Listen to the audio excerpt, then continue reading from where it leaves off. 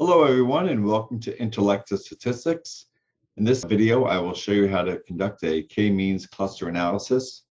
So once your data is loaded in, just go to Analyses and go ahead and under Advanced, go to K-means cluster analysis.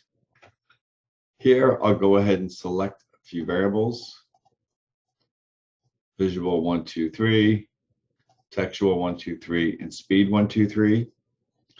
And here I'll specify the number of clusters. I'll just select 3. And then go ahead and I like to enable this. Add the clusters to the data. Hit calculate. And in the results, you can see the number of clusters, which would be the optimal number based on that plot. Then we have the cluster groups. Here we have the means of the clusters with the variables. So for visual 1, cluster 1 had a mean of 0.96 and so forth. And for the rest of the variables and clusters as well, here's a summary of those means and standard deviations for each of the clusters by variable. We then conduct an LDA.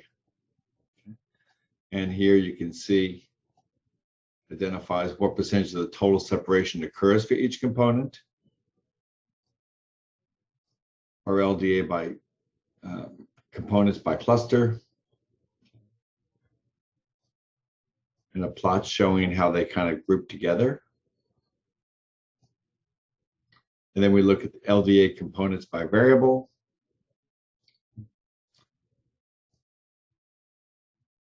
With those standardized variable coefficients and the Pearson correlation between each variable and the LD. And that's how you conduct a K-means cluster analysis using Intellectus.